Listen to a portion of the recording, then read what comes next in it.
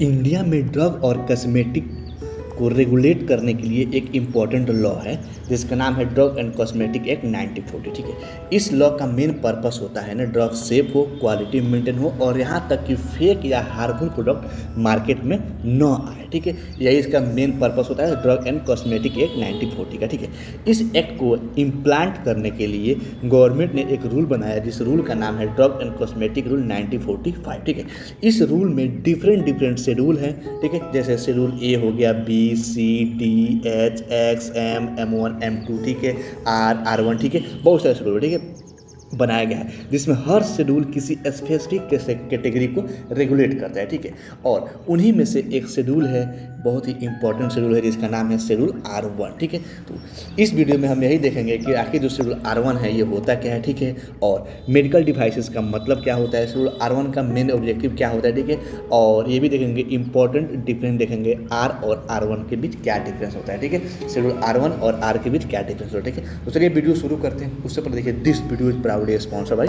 राम मुक्तिमा। सबसे पहले यहाँ पे हम बात करेंगे कि जो हमारा शेड्यूल R1 है ये होता क्या है। ठीक है भाई, सबसे पहले हम यही देखेंगे। देखिए शेड्यूल R1 जो है ना ये मेडिकल डिवाइस के स्टैंडर्ड से रिलेटेड शेड्यूल होता है। ठीक है, सिंपल लैंग्वेज में बोले ना तो शेड्यूल R1 जो होता है ना कि अगर कोई मेडिकल डिवाइस इंडिया में मैन्युफैक्चर या फिर सेल होता है ना तो उसको स्टैंडर्ड क्वालिटी नॉर्म्स फॉलो करना पड़ेगा। ठीक है, शेड्यूल R1 ये इंश्योर करता है ना कि मेडिकल डिवाइसेस सेफ हो, रिलायबल हो और यहाँ तक कि इंटरनेशनल क्वालिटी स्टैंडर्ड को भी फॉलो करें। ठीक है, इस शेड्यूल के अकॉर्डिंग मेडिकल डिवाइसेस को इंडियन स्टैंडर्ड यानी BIS फॉलो करना चाहिए। ठीक है, और यहाँ तक कि अगर इंडियन स्टैंडर्ड अवेलेबल नहीं है तो इंटरनेशनल स्टैंडर्ड फॉलो करना किया जा सकता है। ठीक है, और अगर मान लो इंडियन में नहीं है, इंटरनेशनल में नहीं है तो फिर क्या करना चाहिए, आपको पता होगा तो कमेंट करके भाई बता देना। ठीक है, उसके बाद से यहाँ बात करेंगे कि मेडिकल डिवाइसेस का क्या मतलब है। ठीक है भाई, देखिए शेड्यूल R1 के अंदर आने वाली मेडिकल डिवाइसेस का कुछ एग्जाम्पल देखेंगे।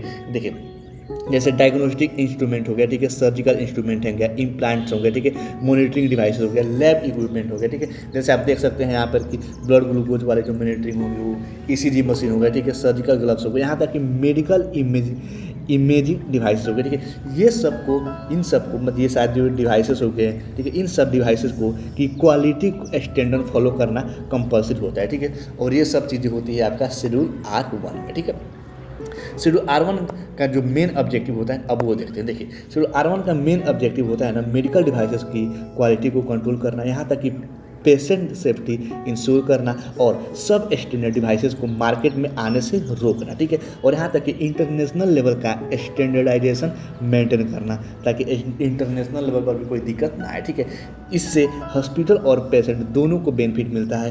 एक ये बेनिफिट मिलता है कि मान लो कोई पेशेंट है उसको ECG चेक कराना है। ठीक है, ECG चेक कराना है, अगर ECG की मशीन ही है वही ख़राब हो तो क्या होगा, उस पेशेंट की ECG चेक नहीं हो पाएगी। ठीक है, और अगर मान लो कि उस ECG की मशीन में कुछ गड़बड़ी हो गई तो पेशेंट की ECG की या तो मतलब कि गड़बड़ बता सकता है, जब गड़बड़ बताएगा तो या तो दवा चलेगी तो फिर मतलब कि बिना किसी रीज़न का ही क्या हो गया, पेशेंट को ECG की मतलब मशीन जो गड़बड़ बता दी ECG तो फिर उसको दवा चलने लगा। ठीक है, तो इसी सब ये सब क्या है, ये सब हमारे जो पेशेंट है उनके लिए भी, जो हॉस्पिटल है उनके लिए भी, दोनों के लिए काफ़ी बेनिफिट होता है। ठीक है, अब यहाँ पे कुछ इंपॉर्टेंट डिफरेंस देख सकते हैं। देखिए जैसे शेड्यूल R जो होता है ना ये मैकेनिकल कॉन्ट्रासेप्टिव जैसे कंडोम हो गए इन सब के स्टैंडर्ड को देखता है। ठीक है, शेड्यूल R। ठीक है, और शेड्यूल R1 जो होता है ना ये मेडिकल डिवाइसेस के स्टैंडर्ड को देखता है। ठीक है, इन दोनों में यही सबसे बड़ा एक डिफरेंस होता है। ठीक है, अब यहाँ पे कुछ MCQ देख सकते हैं। जैसे कि यहाँ पे MCQ आप देख सकते हैं कि which schedule of the drug and cosmetic rule specify the standards for